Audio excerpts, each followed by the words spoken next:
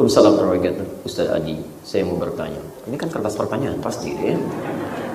Bagaimana caranya tetap semangat dalam mencapai tujuan dan tidak mudah bosan menyerah dalam prosesnya? Caranya tetap semangat. Semangat. Semangat. Sudah. Ayo gitu, semangat ya. Jangan menyerah. Jangan menyerah, semangat. Ayo turunkan ayatnya. Turunkan ayatnya.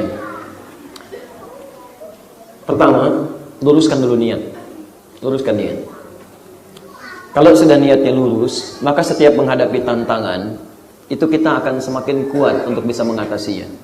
Biasanya orang-orang yang cenderung menurun semangatnya untuk meraih hal yang didambakan itu karena niatnya masih belum kokoh.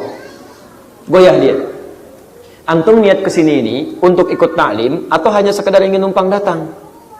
Kalau sekedar numpang datang di perjalanan, apa yang dilihat itu yang dicita-cita. Lihat bubur, mah pulang taklim bubur ya, masya Allah. Materi belum selesai sudah lihat bubur.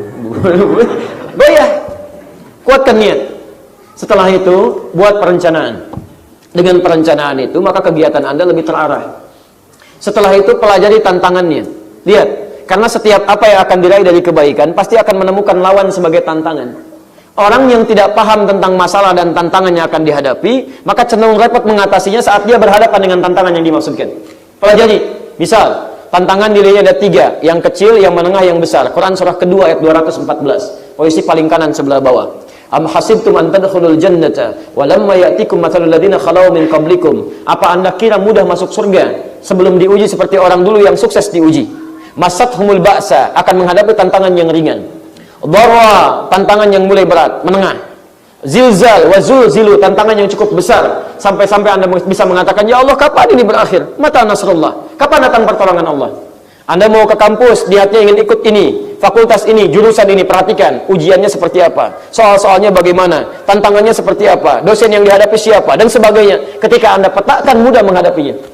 Saya sebelum masuk kampus, saya sudah tanyakan dulu, saya cari belajarnya apa mata kuliahnya, siapa dosennya, bagaimana karakternya, sampai saya kumpulkan. Setahun sebelum saya masuk kampus di UIN yang pertama kali, itu saya sudah mendapatkan buku-bukunya. Ini yang mau saya dapati, bukunya ini, gurunya si fulan, gurunya suka begini, senangnya begini, tidak suka begini, tidak senang begini, saya kumpulkan. Jadi begitu masuk pelajaran, saya sudah tahu apa yang mau dipelajari. Jadi saya bisa gunakan waktu sisanya untuk mempelajari yang lain. Hadirkan. Saya datang ke Libya, pertama kali sampai di kampus, saya cuma sampai ke 3 tempat. Satu, di mana tempat saya tinggal, asramanya mana. Kedua, di mana masjidnya, supaya saya bisa atur waktu. Kapan saya ke masjid, jam berapa kemudian saya sholat, berapa jeda jauh antara saya dari tempat tinggal ke masjid, berapa jarak jauhnya, kalau saya jalan berapa kecepatan saya mesti jalan sampai di tujuan, dan sebagainya, sampai saya hitung. Karena jaraknya cukup jauh. Jarak kami dari kampus, kan itu satu kompleks semua. Jarak flat saya, tempat tinggal, itu ke gerbang utama, itu sampai hampir 1 kilo, 700 meter. Jarak ke masjid 500 meter. Jadi saya harus bisa petakan kapan saya bangun, kapan saya berangkat. Kalau saya telat kemudian, maka akan dapat konsekuensi yang tidak menyenangkan. Minimal saya terlambat dari jamaah, minimal saya tidak mendapatkan kenikmatan masjid dan sebagainya. Lalu 2, ya, tempat sudah, masjid sudah, ketiga, kelas dan perpustakaan.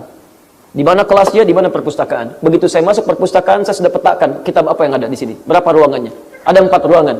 Ruang 1, ruang 2. 1 untuk bahasa dan sekitarnya, 2 untuk ulumul Quran. Yang ketiga untuk referensi umum, yang keempat untuk tesis, disertasi, dan skripsi.